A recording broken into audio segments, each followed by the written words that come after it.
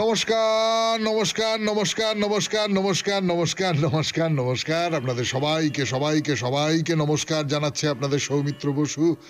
সবাইকে অজস্র শুভকামনা জানাচ্ছে, সবাইকে স্বাগত জানাচ্ছে আজকের এই শরণাগত অনুষ্ঠানে এবং সবাইকে শুভ সকাল জানাচ্ছে। শুভ হোক, শুভ হোক, শুভ হোক, শুভ হোক, সকলের শুভ হোক। আজকে দুজন মহাপুরুষের তিরোভাব দিবস। একজন হচ্ছেন দাপরের সুবাহু নামা পঞ্চম গোপাল শ্রীমন উদ্ধারণ দত্ত ঠাকুর, তার তিরোভাব তিথি। এবং আরেকজন হচ্ছেন স্বামী অদ্বৈতানন্দ, তিনি দেহরক্ষা করেছিলেন 1909 খ্রিস্টাব্দে আজকের তারিখে। বেনি মাধবশীলের পঞ্জিকা অনুযায়ী এবার আজকের কথা বলি। আজকে 12ই পৌষ 1431, ইংরেজির 28শে ডিসেম্বর 2024, শনিবার। আজ ত্রয়োদশী। সূর্যোদয়ের সময় সকাল 6:22, সূর্যাস্তের সময় বিকেল 4:56। নক্ষত্র অনুরাধা। আজকে জন্মে বৃশ্চিক রাশি, বিপ্রবর্ণ, দেবগণ। রাত্রি 10:17 গতে রাক্ষসগণ। আমাদের হোয়াটসঅ্যাপে চিঠি পাঠাবার নাম্বার 9831922927। চিঠির গোড়ায় অতি অবশ্যই SG লিখতে হবে। এইবারে আজকের অনুষ্ঠান সম্পর্কে বলবো। আজকের অনুষ্ঠানে প্রথমে পুরাণ চিরন্তন। পুরাণ চিরন্তনে কলা নিয়ে কথা হচ্ছিল, কলা, শিল্পকলা। তো সেই শিল্পকলার নানান রকমের রূপ, তাই নিয়ে কথা বলছিলাম আমরা। আমাদের যে প্রাচীন ভারতীয় যে গ্রন্থ, তাতে বলা হচ্ছে 64 রকমের শিল্পকলা আছে। তার মধ্যে কটার নামই বা আমরা জানি বা মনে রাখি? নাচ, গান, বাজনা, ছবি আঁকা, এগুলোর কথা বলা হয়ে গেছে। তারপরে খুব অদ্ভুত অদ্ভুত শিল্পকলার কথা বলা হচ্ছে, এবং তার ভেতর থেকে যেটা বেরিয়ে আসছে সেইটা হলো যে যা কিছুর মধ্যে দিয়ে মানুষ তার নিজের আবেগকে প্রকাশ করে, যা কিছুর মধ্যে দিয়ে মানুষ তার নিজের সৌন্দর্য বোধকে প্রকাশ করে, সেটাই হচ্ছে শিল্প, সেটাই হচ্ছে কলা। তো এরকম যে কলাটির প্রসঙ্গ তুলেছিলাম গতদিন, সেটা হলো উদক বাদ্য। উদক, উদক মানে তো জল, জলের বাদ্য, জল দিয়ে বাজনা। আপনাদের মনের মধ্যে নিশ্চয়ই কোনো একটা বাজনার ছবি ভেসে উঠছে। আচ্ছা, দেখা যাক, তাই নিয়ে দুটি কথা বলবো আপনাদের, তারপরে অন্য অন্য অন্য কলার দিকে চলে যাব। তারপর স্বামী বিবেকানন্দের রচনা থেকে পাঠ। রচনার নাম মায়া ও মুক্তি। তারপর ঠাকুর শ্রী রামকৃষ্ণ পরমহংসদেবের কথামৃত থেকে পাঠ। স্বামী লোকেশ্বরানন্দজির রচনা, প্রতিদিন একটি করে ছোট রচনা, সেইটি পড়ে শোনাচ্ছি আপনাদের। এবং লোকেশ্বরানন্দজি যেহেতু আমাদের সময়ের খুব কাছাকাছি ছিলেন, বর্তমান ছিলেন, সেই জন্যে তার কথাগুলো খুব আমাদের জীবনের সঙ্গে মিলিয়ে মিলিয়ে দেখবার একটা অবকাশ হয়। আপনাদের চিঠিপত্র এবং শেষে আজ শনিবার, আজকে মহাপুরুষের কথা। 92.7 বিগ FM এ শরণাগত অনুষ্ঠান শুনছেন। আমি আছি আপনাদের সঙ্গে, আপনাদের সৌমিত্র বসু। ফিরে আসছি গানের পর। কলা, উদক বাদ্য। কথা শুরু। শুনছেন শরণাগত জীবনের সহজ পাঠ 92.7 বিগ FM এ। এই যে উদক বাদ্য, উদক বাদ্য মানে কি? উদক মানে জল, আর বাদ্য মানে বাজনা। তাহলে জলের বাজনা, জলের বাজনাটা কিরকম? মানে খুব মোটা করে যেটা বোঝা যায়, যেটা কেউ কেউ লিখেছেন, জলের মধ্যে নানান রকম বাদ্যের ধ্বনি তোলার নাম হচ্ছে উদক বাদ্য। জলের মধ্যে ধ্বনি, নানান রকম ধ্বনি কি তোলা যেতে পারে? আমি যদি জলের মধ্যে হাত পা নাড়ি বা কিছু একটা আঘাত করি, কোনোভাবে আঘাত করি, তাহলে ছল ছল করে একটা আওয়াজ হতে পারে, ছলাৎ ছলাৎ করে আওয়াজ হতে পারে, ছপ ছপ করে আওয়াজ হতে পারে, এইরকম সব আওয়াজ হতে পারে। এই দিয়ে খুব গভীর কোনো শিল্প তৈরি করাটা বোধ হয় মুশকিল। মানে সূক্ষ্ম ধ্বনি যাকে বলে, মিউজিক যাতে করে তৈরি হয়, সঙ্গীত যাতে করে তৈরি হয়, সেইটা ওই রকম করে আসে না। ফলে পণ্ডিতেরা অন্য আর একটা ব্যাপার অনুমান করছেন যে উদক বাদ্য মানে কি। বলছেন যে এই যে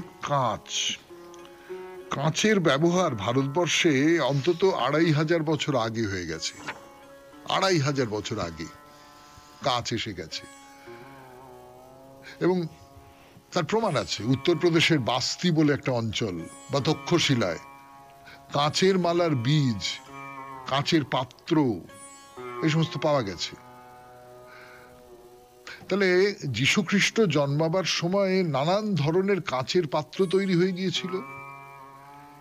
এই কাঁচের পাত্রগুলোতে নানান মাপের জল রেখে কাঠের কাঠি দিয়ে যদি সেই পাত্রগুলোকে আঘাত করা যায় তাহলে নানান রকমের আওয়াজ বেরোয়। ঠিক ধরেছেন, একেবারে ঠিক ধরেছেন। আজকে আমরা যাকে জলতরঙ্গ বলি সেইটা সেই তখনকার দিনের প্রাচীন ভারতীয় যে বাদ্যযন্ত্র তার মধ্যে পড়তো, এইটা অনুমান করবার যথেষ্ট কারণ আছে। মানে জল ভর্তি পাত্রে ভর্তি বা অর্ধেক, তাতে নানান রকমের তাল দিয়ে যে মধুর ধ্বনি তৈরি করা, সেইটাই হচ্ছে উদক বাদ্য। কত বছরের পুরনো ভাবুন তো এই জল তরঙ্গ। 92.7 বিগ এফএম এ শরণাগত অনুষ্ঠানে শুনছেন নানান রকম সব শিল্পের কথা, প্রাচীন শিল্পের কথা। ফিরে আসছি গানের পর। আমি আপনাদের সৌমিত্র বসু। সৌমিত্র বসু আবার ফিরে এলো 92.7 বিগ এফএম এ শরণাগত অনুষ্ঠানে কথা বলবার জন্য। এতক্ষণ সে গানের আড়ালে লুকিয়েছিল। আর একটা কলার কথা বলি, এই জলের সূত্র ধরেই আর একটা কলার কথা বলি। এটা যেমন জল দিয়েই তৈরি হচ্ছে উদক বাদ্য, তেমনি করে এটা হচ্ছে উদক ঘাত। উদক ঘাত ব্যাপারটা কি, যেটা গোড়ায় বলছিলাম, মানে গোড়ার যে অনুমানের কথাটা বলছিলাম সেইটাই। অর্থাৎ স্নান করবার সময় হাতে জল নিয়ে বা নদী পুকুরের জল দিয়ে নানান রকম ভাবে আঘাত করা, তাতে নানান রকমের আওয়াজ হয়। সেই আওয়াজটা হচ্ছে এক রকমের বাজনা, তাকে বলে উদক ঘাত, জলের উপর আঘাত করা। এইটা সত্যি সত্যি একটা শিল্প হিসেবে মানতে আমাদের কিরকম একটু অসুবিধে হয়, কিন্তু ভেবে দেখুন, মানে আমরা তো অনেক কিছুই খুব অদ্ভুত অদ্ভুত দেখেছি। ধরুন আমি যদি বলি শীষ দিয়ে গান বাজানো, মানে গান তৈরি করা, বাজানোই বলবো আমি, তো এটা খুব অদ্ভুত এবং এটা একটা শিল্প। অনেকে তো খুব অদ্ভুত ভাবে এইটা করতে পারেন। আমি এরকম মানুষ দেখেছি পেটের ওপর হাত দিয়ে তাল দিয়ে চমৎকার বাজনা বাজাচ্ছেন। হ্যাঁ, এইরকম সব অদ্ভুত অদ্ভুত শিল্প আছে। তো তাই যদি হয়, যে কোনো কিছুর সঙ্গে যে কোনো কিছু সংঘর্ষ হলেই তো একটা আওয়াজ হয়। এবার জলের ওপরে আমি নানান ভাবে আঘাত করতে লাগলাম, জলটা কাচের মধ্যে নেই, জলের ভেতরে আমি আঘাত করতে লাগলাম এবং তার ফলে নানা ধরনের আওয়াজ তৈরি হতে পারলো এবং সেই আওয়াজ দিয়ে আমি বাজনা বাজালাম, এমনটা তো হতে পারে। ভাগবতের অন্য একজন টিকাকার জীব গোস্বামী, তিনি এই উদক ঘাত যাকে বলা হয় তাকে জলস্তম্ভন বলেছেন। এবং কেউ কেউ মনে করেছেন, যেমন ভেঙ্কট সুব্বাইয়া, তিনি বৌদ্ধ গ্রন্থ ধম্মপদ এবং বিনয় পিটক থেকে বলছেন যে এটাকে জলক্রীড়া। তাহলে এটা কেউ কেউ মনে করেছেন, আধুনিক কালের কেউ কেউ মনে করেছেন যে এটা ওই পিচকিরি দিয়ে খেলা, সেই রকম কোনো একটা ব্যাপার। এবং রাজা হর্ষবর্ধনের লেখা একটি নাটক আছে রত্নাবলী, সেখানে আমরা দেখছি যে নাগরিকা বৃত্তি সম্পন্না যে নারীরা, তারা নিজের নিজের পিচকিরি, তখন অবশ্য পিচকিরি শব্দটা ব্যবহার করা হতো না, তখন বলা হতো শৃঙ্গক, এই শৃঙ্গক দিয়ে ওই পুরুষদের ওপর জলপ্রহার করছেন, মানে গায়ে জল দিয়ে দিচ্ছেন আর কি, এবং তাতে করে পুরুষেরা খুব আমোদ পাচ্ছেন, এরকম সব কথা টথা আছে। অর্থাৎ এইটা প্রচলিত ছিল এবং এটাও একটা শিল্প, পিচকিরি দিয়ে গায়ে জল দেওয়া। 92.7 বিগ এফএম এ শরণাগত অনুষ্ঠানে শেষ করছি পুরাণ চিরন্তন। এবার গানের পর স্বামী বিবেকানন্দের রচনা থেকে পাঠ, মায়া ও মুক্তি। আমি আছি আপনাদের সঙ্গে, আপনাদের সৌমিত্র বসু। শেষ করে ফিরে এলাম 92.7 বিগ এফএম এ শরণাগত অনুষ্ঠানে। আমি আছি আপনাদের সঙ্গে, আপনাদের সৌমিত্র বসু। এখন স্বামী বিবেকানন্দের রচনা থেকে পাঠ, মায়া ও মুক্তি। খানিকটা অংশ তো পড়া হয়েছিল, তার পরের আবার অল্প একটু অংশ পড়ে শোনাই আপনাদের। কোনো না কোনো রূপে আমরা এই মায়ার ভিতর রহিয়াছি। এ ব্যাপার বুঝা বড় কঠিন, বিষয়টিও বড় জটিল। ইহার তাৎপর্য কি? ইহার তাৎপর্য এই, ব্যাপার বড় ভয়ানক। সকল দেশেই মহাপুরুষগণ এই তত্ত্ব প্রচার করিয়াছেন, সকল দেশের লোকই এই তত্ত্ব শিক্ষা পাইয়াছে, কিন্তু খুব অল্প লোকেই ইহা বিশ্বাস করিয়াছে। তাহার কারণ নিজে না ভুগিলে, নিজে না ঠেকিলে আমরা ইহা বিশ্বাস করিতে পারি না। বাস্তবিক বলিতে গেলে সবকিছুই বৃথা, সবই মিথ্যা। সর্বসংহার কাল আসিয়া সবই গ্রাস করে, কিছু আর অবশিষ্ট রাখে না। পাপকে গ্রাস করে, পাপীকে গ্রাস করে, রাজা প্রজা সুন্দর কুৎসিত সকলকেই কাল গ্রাস করে, কাহাকেও ছাড়ে না। সকলেরই এক চরম গতি, সকলেই বিনাশের দিকে অগ্রসর হইতেছে। আমাদের জ্ঞান, শিল্প, বিজ্ঞান সবই সেই এক অনিবার্য মৃত্যুর দিকে অগ্রসর হইতেছে। কেহই ওই তরঙ্গের গতিরোধে সমর্থ নহে, কেহই ওই বিনাশমুখী গতিকে এক মুহূর্তের জন্য রোধ করিতে পারে না। আমরা মৃত্যুকে ভুলিয়া থাকিবার চেষ্টা করিতে পারি, যেমন কোন দেশে মহামারী উপস্থিত হইলে মদ্যপান, নৃত্য বা অন্যান্য বৃথা আমোদ প্রমোদে লোকে সবকিছু ভুলিবার চেষ্টা করিয়া পক্ষাঘাতগ্রস্তের মতো চলচ্ছক্তি রহিত হয়। আমরা এই রূপে এই মৃত্যু চিন্তাকে ভুলিবার চেষ্টা করিতেছি, সর্বপ্রকার ইন্দ্রিয় সুখে ভুলিয়া থাকিতে চেষ্টা করিতেছি, কিন্তু তাহাতে মৃত্যু নিবারিত হয় না। লোকের সম্মুখে দুইটি পথ আছে। একটি পথ সকলেই জানেন, তাহা এই, জগতে দুঃখ আছে, কষ্ট আছে, সব সত্য, কিন্তু ও সম্বন্ধে মোটেই ভাবিও না। যাবৎ জীবেত সুখং জীবেত, ঋণং কৃত্বা ঘৃতাং পিবেত। দুঃখ আছে বটে, কিন্তু ওদিকে নজর দিও না। যা একটু আধটু সুখ পাও তাহা ভোগ করিয়া লও। এই সংসারের অন্ধকার দিকটা লক্ষ্য করিও না, কেবল উজ্জ্বল দিকটাই লক্ষ্য করিও। এই মতে কিছু সত্য আছে বটে, কিন্তু ইহাতে ভয়ানক বিপদের আশঙ্কাও আছে। ইহার মধ্যে সত্য এইটুকু যে ইহা আমাদের কার্যে প্রবৃত্ত রাখে। আশা এবং এইরূপ একটা প্রত্যক্ষ আদর্শ আমাদিগকে কার্যে প্রবৃত্ত ও উৎসাহিত করে বটে, কিন্তু উহাতে এই এক বিপদ আছে যে শেষে হতাশ হইয়া সব চেষ্টা ছাড়িয়া দিতে হয়। সংসারকে যেমন দেখিতেছ তেমনই গ্রহণ করো, যতদূর স্বচ্ছন্দ থাকিতে পারো থাকো, দুঃখ কষ্ট আসিলেও তাহাতে সন্তুষ্ট থাকো। আঘাত পাইলে বলো ইহা আঘাত নহে, পুষ্পবৃষ্টি। দাসবৎ পরিচালিত হইলেও বলো আমি মুক্ত, স্বাধীন। অপরের নিকট এবং নিজের নিকট দিনরাত মিথ্যা বলো, কারণ সংসারে থাকিবার, জীবন ধারণ করিবার ইহাই একমাত্র উপায়। যাহারা এই কথা বলেন তাহাদিগকেও বাধ্য হইয়া অবশেষে সব চেষ্টা ছাড়িয়া দিতে হয়। ইহাকেই অবশ্য পাকা সাংসারিক জ্ঞান বলে। আর এই ঊনবিংশ শতাব্দীতে এই জ্ঞান যত প্রচলিত, কোনো কালে এতটা ছিল না। তাহার কারণ এই, লোক এখন যেমন তীব্র আঘাত পাইয়া থাকে, কোনো কালে এত তীব্র আঘাত পাইত না।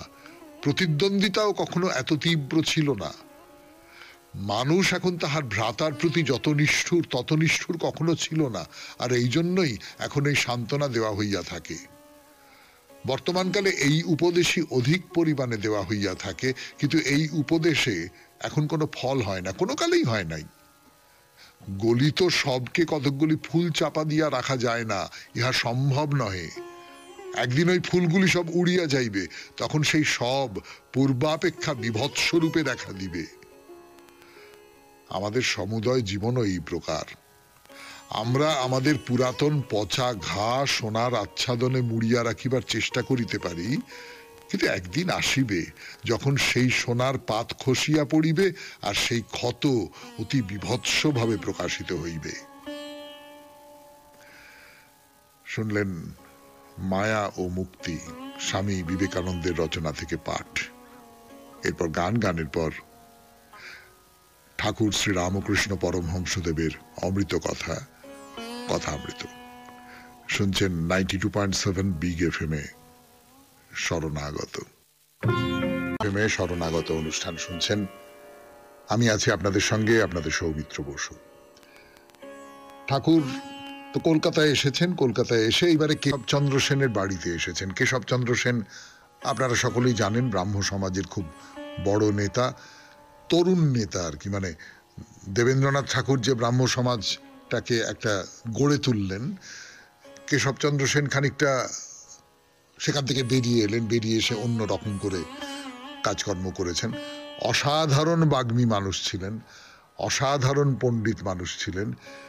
ঠাকুর তাকে খুব ভালোবাসতেন। তো ঠাকুর এসেছেন, এসে বলছেন কেশবের বাড়িতেও একটু যাব। তো কেশবের বাড়ি, তার নাম কমল কুটির, সেইখানে এসেছেন।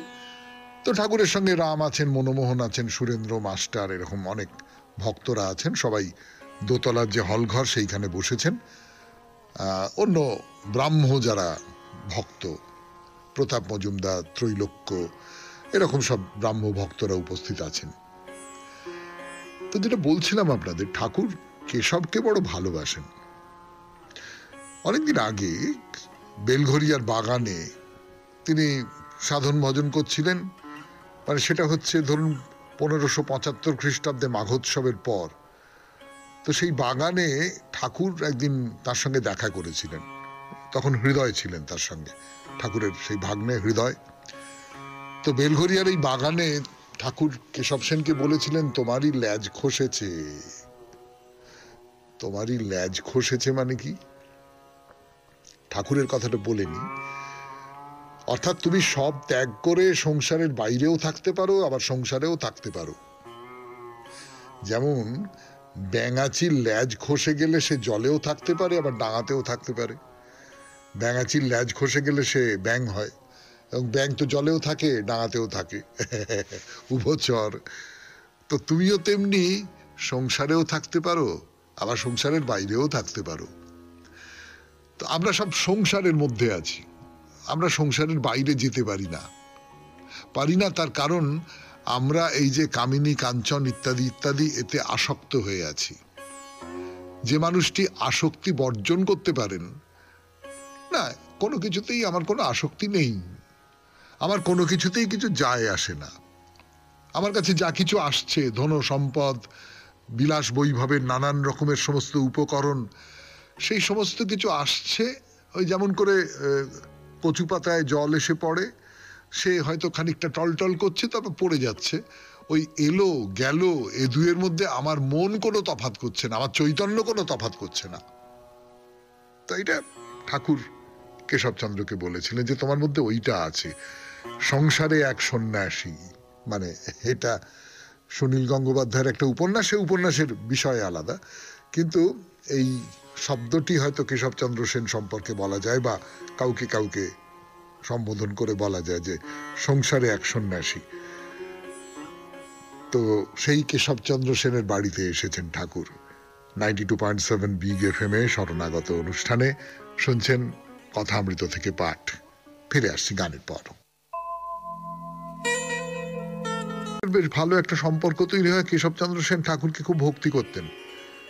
তো তিনি মানে ঠাকুর নানান সময় কথার ছলে উপদেশ দিয়েছিলেন যে নানা ধর্মের ভেতর দিয়ে ঈশ্বর লাভ হতে পারে। মাঝে মধ্যে নির্জনে সাধন ভজন করে ভক্তি লাভ করে সংসারে থাকা যায়। জনক ব্রহ্মজ্ঞান লাভ করেছিলেন, কিন্তু সংসারে ছিলেন। তবে ব্যাকুল হয়ে তাকে ডাকতে হয়, তবে দেখা দেন। তোমরা যেটা করো নিরাকার সাধন, সে খুব ভালো। ঠাকুর কিন্তু নিরাকার সাধনের লোক নন, তিনি মাকে পুজো করেন, মাকে দেখতে পান, কিন্তু এই যে নিরাকার সাধন সেটা খুব ভালো। ব্রহ্মজ্ঞান হলে ঠিক বোধ করবে ঈশ্বর সত্য আর সব অনিত্য, ব্রহ্ম সত্য, জগৎ মিথ্যা। সনাতন হিন্দু ধর্মে সাকার নিরাকার দুই মানে, নানান ভাবে ঈশ্বরের পুজো করে। শান্ত দাস্য সখ্য বাৎসল্য মধুর, এই পর্যন্ত তো জ্ঞানের কথা। এই জ্ঞানের কথাটা বোঝাবার জন্য ঠাকুর কি বলছেন? বলছেন রোশন চৌকিওয়ালা একজন শুধু পোঁ ধরে বাজায়, অথচ তার বাঁশির 7 ফোকর আছে, কিন্তু আর একজন, তারও 7 ফোকর আছে, সে নানান রাগ রাগিনী বাজায়। একজন একটাই সুর ধরে থাকে, আর একজন সেই সুরটাকে অবলম্বন করে নানান রকমের খেলা খেলতে পারে। সেই রকম করে একজন হয়তো শুধু সন্ন্যাস নিল, সেই একটা সুর ধরে রইল, আর আরেকজন হতে পারে সে সংসারেও আছে, সন্ন্যাসেও আছে, কামনাতেও আছে, কামনাহীনতাতেও আছে, আসক্তিতেও আছে, আসক্তিহীনতাতেও আছে, ভোগেও আছে, ভোগহীনতাতেও আছে। তো ঠাকুর বলছেন যে তোমরা সাকার মানো না, তাতে কিছু ক্ষতি নেই, নিরাকারে নিষ্ঠা থাকলেই হলো। তবে সাকারবাদীদের টানটুকু নেবে। কিরকম টান? তুমি একজনের আরাধনা করছো, তার কোনো আকার নেই, এটা আমরা নিজেদের দিয়ে বুঝতে পারি। একজনের ধ্যান করছি, তার কোনো আকার নেই, তাতে করে আমি মনের মধ্যে তার একটা মূর্তি প্রতিষ্ঠা না করলে আমি তার কাছে চাইবো কেমন করে? মানে আমি তো বুঝতে পারি না। যারা নিরাকার সাধনা করেন তারা নিশ্চয়ই বুঝতে পারেন, তারা নিশ্চয়ই তাদের মতন করে করতে পারেন। কিন্তু আমার কোনো কিছু প্রার্থনা করতে গেলে সামনে একটা মূর্তি তো লাগে। এই মূর্তিটা খুব জরুরি, এরকম কথা ঠাকুর বলছেন। বলছেন যে এই টানটা নেবে, মা বলে তাকে ডাকলে ভক্তি প্রেম আরো বাড়বে। ওই কখনো দাস্য, কখনো সখ্য, কখনো বাৎসল্য, কখনো মধুর ভাব, কোনো কামনা নেই, তাকে ভালোবাসি। এইটা বেশ, এর নাম অহেতুকী ভক্তি। মানে কোনো হেতু নেই, তোমাকে যে ভক্তি করছে তার কোনো কারণ নেই। আমার ভক্তি করতে ইচ্ছে করছে, আমি তাই ভক্তি করছি। আমার ভালোবাসতে ইচ্ছে করছে, আমি তাই ভালোবাসছি। এর বাইরে তোমাকে আমি ভালোবাসছি তার কারণ তুমি আমাকে এইটা দেবে না। আমরা যে ভালোবাসি, ভেবে দেখুন, তার বদলে আমরা কিন্তু অন্তত একটা জিনিস চাই, ও আমাকে ভালোবাসুক, তাই না? আমি তোমাকে ভালোবাসি, তুমি আমাকে ভালোবাসো না, এর যে কষ্ট, এর যে রাগ, এর যে অভিমান, সেটা থাকবে না। হ্যাঁ, ভালোবাসো না? যদি আরো কারে ভালোবাসো, যদি আরো ফিরে নাহি আসো, তবে তুমি যাহা চাও তাই যেন পাও, আমি যত দুঃখ পাই গো, কিন্তু আমি তোমাকে ভালোবাসি। এইখান থেকে তো তুমি কেড়ে নিতে পারবে না। ঈশ্বরকে যদি এমন করে ভালোবাসা যায়। শুনলেন কথামৃত থেকে পাঠ 92.7 বিগ এফএম এ শরণাগত অনুষ্ঠানে। এরপর গানের পর মানুষের মধ্যেই ভগবান, স্বামী লোকেশ্বরানন্দের রচনা থেকে পড়ে শোনাবো আপনাদের। আমি আপনাদের সৌমিত্র বসু। 92.7 স্বামী লোকেশ্বরানন্দের রচনা থেকে পাঠ 92.7 বিগ এফএম এ শরণাগত অনুষ্ঠানে, মানুষের মধ্যেই ভগবান। এই কথাটা আমরা প্রায়শই বলে থাকি। দেখা যাক স্বামী লোকেশ্বরানন্দজি একে কিভাবে দেখছেন। সব ধর্মই বলে ভগবান সর্বত্র বিরাজ করছেন। তা যদি সত্য হয় তো তিনি মানুষের মধ্যেও আছেন, কারণ বলা হয় ভগবান তার নিজের আদলেই মানুষকে সৃষ্টি করেছেন। কিন্তু তিনি কি মন্দ মানুষের ভিতরেও আছেন? সৎ ও ভালো মানুষের মধ্যে তিনি আছেন, এই কথা বোঝা যায়, কিন্তু খারাপ, দুষ্ট এবং পাপিষ্ঠদের ভিতর তিনি থাকেন কি করে? ভালো এবং মন্দের সহাবস্থান কি সম্ভব? আলো এবং অন্ধকার এক জায়গায় একই সময়ে থাকতে পারে? এই বিরোধাভাসের ব্যাখ্যা দিতে গিয়ে কোনো কোনো ধর্ম বলে যে জগতে দুটি বিরুদ্ধ শক্তি কাজ করছে, একটি ঈশ্বর, অন্যটির নাম শয়তান। যা কিছু ভালো তার প্রতীক ঈশ্বর, এবং যা কিছু মন্দ তা শয়তানের কবলে। শয়তান না থাকলে জগৎ যেমন সুন্দর হতো, তেমনি মানুষও সুখী হতো। এই শয়তানই সব মাটি করলে, সবকিছুর মধ্যে ঢুকে সকলকেই সে কলুষিত করেছে। মানুষ যদি কখনো দুষ্টুমি করে, সে তাও এই শয়তানের প্ররোচনাতেই। ভগবান অবশ্য সকলকে সাবধান করে দিয়েছেন তারা যেন শয়তানের দ্বারা প্রলুব্ধ না হয়। কিন্তু দেখে শুনে মনে হয় মানুষের উপর শয়তানের প্রভাব এত বেশি যে তারা ভগবানের সতর্কবাণী উপেক্ষা করতেই ভালোবাসে। নানা রকম জ্ঞানার্জন ও উন্নতি করা সত্ত্বেও মানুষ যে এত কষ্ট পায় তার কারণ সে অজ্ঞতা ও অহংকারে মত্ত হয়ে ভগবানকে অবজ্ঞা করে শয়তানের কথাই শোনে। কিন্তু এর কারণ কি? ভগবানকে না মেনে মানুষ কেন শয়তানকে মানে? শয়তানের শক্তি কি ভগবানের থেকেও বেশি? ভগবানের মতো শয়তানও কি সর্বব্যাপী? তা যদি হয় তাহলে কি দুয়ের নিবাস একই স্থানে? কিন্তু তাই বা কি করে হয়? ভালো এবং মন্দ, আলো এবং অন্ধকারের মতো দুটি বিরুদ্ধ শক্তি কিভাবে একসঙ্গে থাকতে পারে? তা যদি না হয় তাহলে ভগবান এবং শয়তান কি পালা করে মানুষের হৃদয়ে বাস করেন? একবার ভগবান আর একবার শয়তান। কিন্তু তাই যদি হবে তাহলে একজন যখন মানুষের হৃদয়ে অধিষ্ঠিত থাকেন তখন অন্যজন থাকেন কোথায়? যুক্তি বলে যে যদি দুজনের একসঙ্গে থাকা অসম্ভব হয় এবং যদি তারা সর্বব্যাপী না হন তাহলে হয় দুজনেরই কোনো অস্তিত্ব নেই, না হলে কেবল একজনই আছেন, ঈশ্বর অথবা শয়তান। কিন্তু আমরা দেখি ভালো এবং মন্দ দুটি বাস্তব সত্য। শয়তান না থাকলে মন্দ আসবে কোথা থেকে? আর শয়তান যদি না থাকে তাহলে কি বুঝবো ভগবানই মন্দের স্রষ্টা? হিন্দু মতে একটি সত্তাই আছেন, তাকে ভালোও বলা যায় না, মন্দও বলা যায় না। কেবল দৃষ্টিভঙ্গির তারতম্য অনুসারে একই বস্তুকে আমরা ভালো অথবা মন্দ আখ্যা দিয়ে থাকি। এখন যা ভালো মনে হচ্ছে পর মুহূর্তেই বা অন্য পরিবেশে তা ভালো নাও মনে হতে পারে। পরিস্থিতি বদলে গেলে আমাদের ভালো মন্দের ধারণাও বদলে যায়। শৈশবে যেসব জিনিস আমাদের ভালো লাগে বয়স হয়ে গেলে সেসবের আকর্ষণ আর থাকে না। আবার নৈতিক দিক দিয়ে আমরা যতই উন্নত হতে থাকি মূল্যবোধের মানদণ্ডটিও ততই উন্নত হয়। ভালো মন্দ ন্যায় অন্যায় নির্ধারণের সময় তখন আমরা সূক্ষ্মভাবে বিচার বুদ্ধির প্রয়োগ করি, সবকিছুই খুঁটিয়ে দেখি। কোনো কোনো মানুষ নৈতিক দিক থেকে এতটাই উন্নত যে তাদের দেবতা বা দেবী বললেও ভুল হয় না। তেমনি এমন মানুষও আছেন যাদের নৈতিকতা খুবই নিম্ন মানের, লোকে তাদের শয়তান বলে।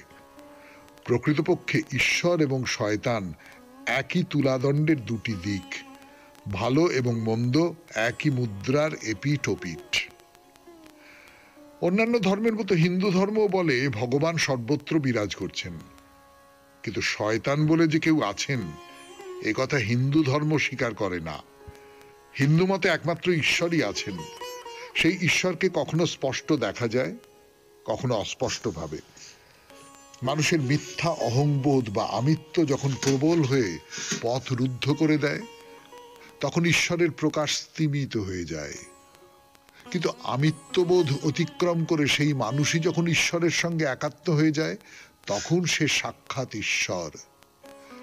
মানুষ ভালো কি মন্দ তা সম্পূর্ণ নির্ভর করে সে আমিত্বকে কতখানি জয় করতে পেরেছে এবং দেবত্বকে কতটা প্রকাশ করতে পেরেছে তার উপর। তাই আমাদের প্রত্যেকের জীবনের লক্ষ্য হওয়া উচিত জীবনের প্রতি পদক্ষেপে এই দেবত্বকে প্রকাশ করা। শুনলেন স্বামী লোকেশ্বরানন্দের রচনা থেকে পাঠ 92.7 বিগ এফএম এ শরণাগত অনুষ্ঠানে। এরপর গান, গানের পর আপনাদের চিঠিপত্র 92.7 বিগ এফএম এ শরণাগত অনুষ্ঠানে। আজকের চিঠিটি লিখেছেন চন্দন নাগরিক ডক্টর কেশব সিংহ রায়। তার চিঠির বিষয় ভালো থাকার উপায়। দেখা যাক ডাক্তারবাবু ভালো থাকার উপায় বলতে কি বোঝেন। সুপ্রভাত সৌমিত্রবাবু, চন্দননগর থেকে ডাক্তার কেশব সিংহ রায়। ভালো থাকার উপায়। এই দেশে এই সমাজে ভালো থাকতে হলে শুধু নিজেকে নিয়ে, নিজের পরিবারকে নিয়ে, নিজের ঈশ্বরকে নিয়ে থাকুন, তবেই ভালো থাকবেন। অন্য কারো কথা ভাবতে গেলে দেশ ও দশের কথা মাথায় আনলে আপনি আর ভালো থাকতে পারবেন না। কারণ আমাদের ধরিত্রী, দেশ, সমাজ ও নাগরিকরা কেউই ভালো নেই। কিন্তু আমাদের আশপাশটা ভালো না থাকলে আমি আপনি কি করে ভালো থাকবো? আপনি যদি তিলোত্তমা ও তার বাবা মায়ের কথা ভাবেন তবে কিছুতেই ভালো থাকবেন না। আমাদের প্রতিবেশী দেশের সংখ্যালঘু মানুষের নিদারুণ দুর্বিষহ অবস্থার কথা ভাবতে চান তবে ভালো থাকতে পারবেন না। ওই সমস্ত নারকীয় ঘটনায় কেউ কোনো সুবিচার পেল না, তার হিসাব করতে গেলে আপনি ভালো থাকতে পারবেন না। আপনার আরাধ্য ঈশ্বরকে সেই বিষয়ে প্রশ্ন করলে আপনি ভালো থাকতে পারবেন না। তাহলে ভালো থাকার সহজ উপায় হলো সবকিছু অন্যায়, অনিয়ম, অবিচার ভুলে গিয়ে সাধারণ মধ্যবিত্ত বাঙালি জীবনের ঘেরাটোপে নিজের স্বার্থ, নিজেকে ও নিজের পরিবার নিয়ে দিব্যি দিন যাপন করুন। কাউকে কোনো প্রশ্ন করবেন না, আপনি খুব ভালো থাকতে পারবেন। তবে শরণাগত পরিবারের সবাই মানবেন যে আমাদের ভালো থাকার অবশ্যই আরেকটি সহজ উপায় হলো নিয়মিতভাবে শ্রী সৌমিত্র বসুর সুললিত কণ্ঠে পরিবেশিত শরণাগত অনুষ্ঠান শোনা। আমাদের প্রাণের প্রিয় সৌমিত্র বসু মহাশয়, বিগ এফএম এর কলাকুশলী বৃন্দ, আমাদের শ্রোতা বন্ধু বান্ধবীরা, আপনারা সবাই ভালো থাকার সহজ উপায় অবলম্বন করে খুব খুব ভালো থাকুন এবং আমাদের সরকারি নিয়ন্ত্রক মহাশয়রা এবং আমার আরাধ্য ঈশ্বরও ভালো থাকুন। ভালোবাসান্তে ডক্টর কেশব সিংহ রায়, চন্দন নাগরিক। চিঠিটা পড়ে খানিকক্ষণ চুপ করে থাকতে ইচ্ছে করে। তার কারণ আপনারা বুঝতেই পারছেন যে ডক্টর কেশব সিংহ রায় তিনি এই যে ভালো থাকার উপায়টা বলেছেন, এটা এক ধরনের রাগ থেকে বলেছেন, প্রবল এবং প্রখর রাগ থেকে। তিনি যে প্রশ্নটা তুলেছেন সেইটা খুব সাংঘাতিক প্রশ্ন। আজকের এই যে পৃথিবী, এই পৃথিবীতে সত্যি সত্যি আমরা ভালো থাকতে পারি? আমি এর উল্টো দিকে একটা কথা বলতে চাই, আমার মনে হলো আর কি এক্ষুনি। সেইটা কেশববাবু যদি শোনেন তাহলে তিনি ভাববেন এবং আপনারা অন্যেরাও ভাববেন। এই যে অন্যের জন্য ভাবা, এটাও আসলে ভালো থাকার একটা উপায়।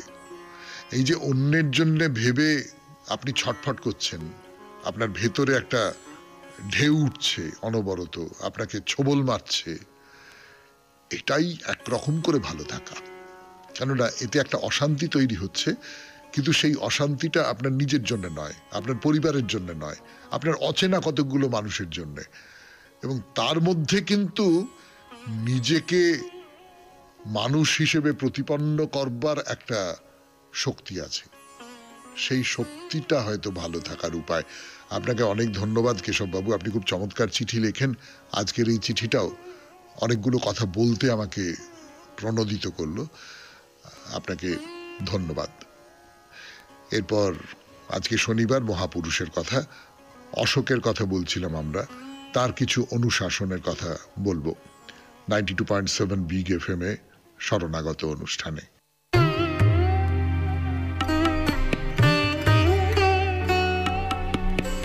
92.7 বিগ এফএম এ শরণাগত অনুষ্ঠানে এখন মহাপুরুষের কথা, অশোকের কথা বলছিলাম আমরা। অশোক চণ্ডাশোক থেকে তিনি এখন ধর্মাশোক, তিনি এখন প্রিয়দর্শী, প্রিয়দর্শী বস্তুত। সেইটা বলতে গিয়ে প্রিয়দর্শী বলতে গিয়ে একটু হোঁচট খেলাম। তো অশোক সম্পর্কে যেটা বলছিলাম, যে অশোক খুব ভালো রাজা ছিলেন এবং তার পূর্বপুরুষ চন্দ্রগুপ্ত, মোটামুটি চন্দ্রগুপ্তের যে শাসন ব্যবস্থা সেই অনুসারেই তিনি রাজ্য শাসন করতেন। কিন্তু অনেকগুলো ক্ষেত্রে রাজাকে তো কঠোর হতে হয়। চন্দ্রগুপ্ত সূত্র ধরে আমাদের চাণক্যর কথা মনে পড়ে। চাণক্য অসম্ভব কুশলী একজন রাজনীতিবিদ ছিলেন, অসম্ভব কুশলী, মানে তাকে ম্যাকিয়াভেলির সঙ্গে তুলনা করা হয়, সেই রকমেরই একজন কূটনীতিবিদ ছিলেন, প্রখর বুদ্ধিমান মানুষ ছিলেন। কিন্তু অশোক কঠোর যে নিয়মের বেড়াজাল, তাকে পরিত্যাগ করেছিলেন। তো তিনি প্রজাদের কল্যাণের জন্য কতগুলো নিয়ম তৈরি করেন। কিরকম নিয়ম?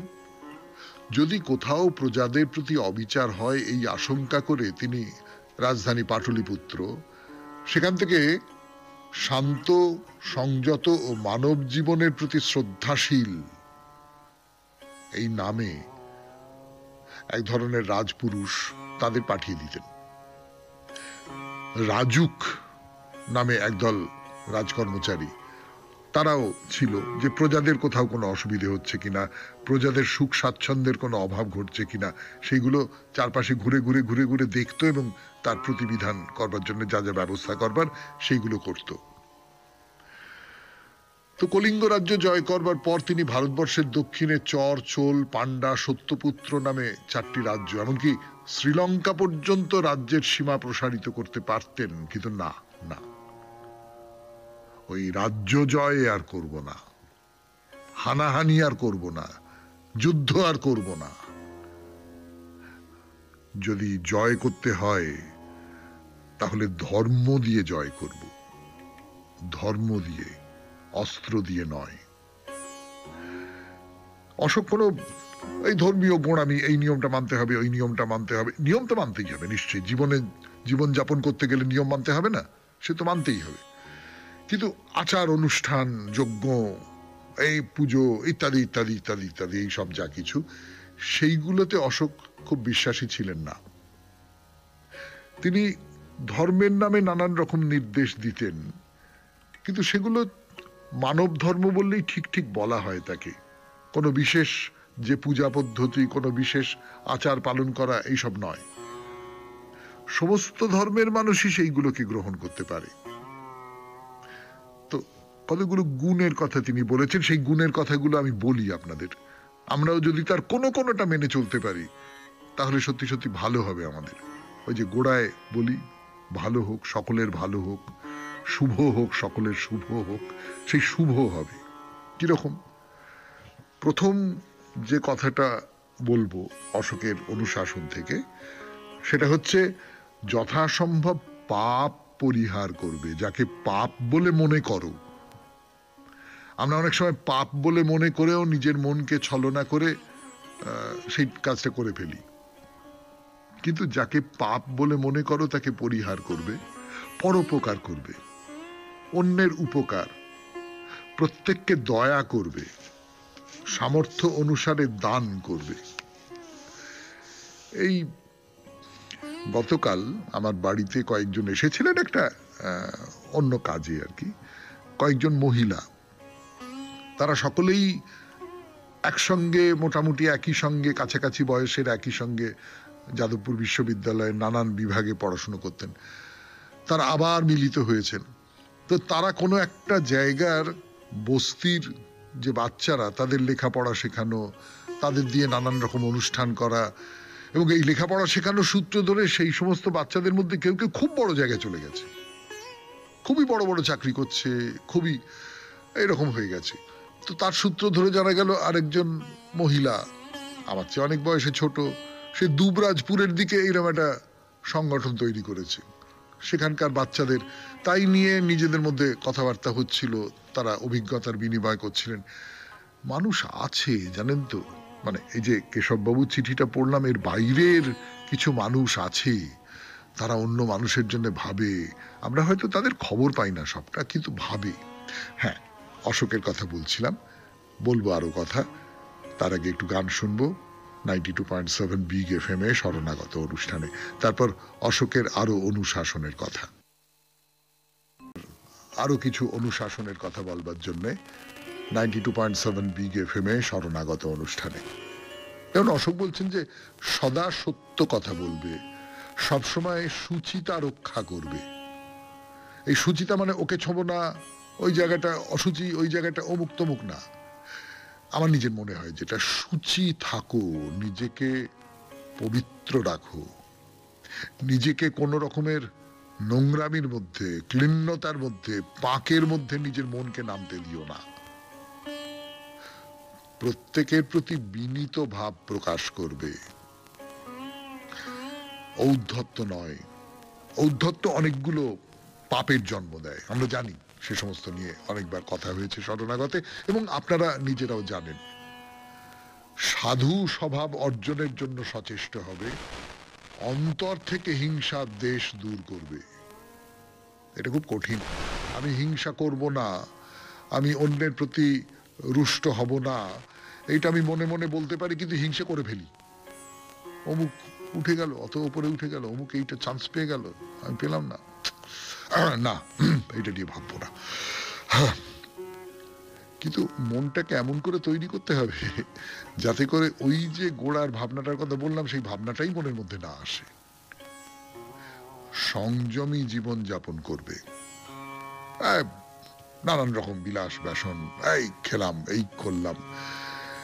সত্যি সত্যি একটা এই ঠাকুরের কথার সূত্র ধরেই মনে হয় যে মধুরবাবু একটা দামি সব শাল এনে দিয়েছেন, ঠাকুর পরে এই দেখো কেমন দেখাচ্ছে কেমন দেখাচ্ছে বলেই মাটিতে ফেলে থুতু ফেলে পা দিয়ে মারিয়ে সে একাকার কাণ্ড। অর্থাৎ এগুলো কি, যতক্ষণ আপনি গায়ে একটা ভালো সোয়েটার দিয়ে রয়েছেন ততক্ষণ আপনার আরাম হচ্ছে, যেই খুলে ফেললেন তখন আর কি। মানে এগুলো সমস্তটাই তো অনিত্য। আসলে আপনি ভালো খাচ্ছেন, যতক্ষণ খাচ্ছেন ততক্ষণ আনন্দ, খাওয়া শেষ হয়ে গেল শেষ। যতটুকু প্রয়োজন ততটুকু সঞ্চয় করবে, অপ্রয়োজনীয় ব্যয় করবে না। যদি সঞ্চয়টা বেড়ে যায় তখনই অপ্রয়োজনীয় ব্যয় করবার প্রবণতা দেখা দেয় না। মাতা পিতা উচ্চপদস্থ ব্যক্তি গুরুজন বৃদ্ধ ব্যক্তিদের প্রতি বাধ্য থাকবে, আর জীবহত্যা ও জীবহিংসা পরিত্যাগ করবে। এই কথাগুলো যতটা পারি আমরা যদি মেনে চলি, আংশিকভাবেও যদি মেনে চলি, তাহলেও কিন্তু আমাদের ভালো, পৃথিবীর ভালো, তাই না? তাহলে আজকের মতো শেষ করি। শরণাগত 92.7 বিগ এফএম এ এই শরণাগত অনুষ্ঠানে চিঠি লিখবার নাম্বার, হোয়াটসঅ্যাপ নাম্বার 9831922927। চিঠির গোড়ায় অতি অবশ্যই SG লিখতে হবে। ভালো থাকবেন, আনন্দে থাকবেন। নমস্কার।